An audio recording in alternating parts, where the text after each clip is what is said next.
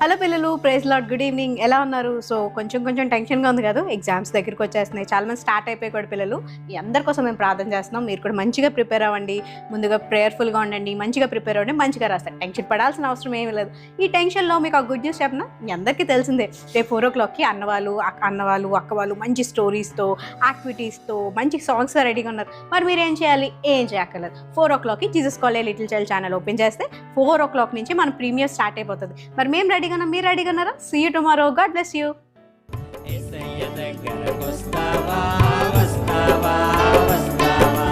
మంచోడంటాడు నిన్ను ప్రేమిస్తారు.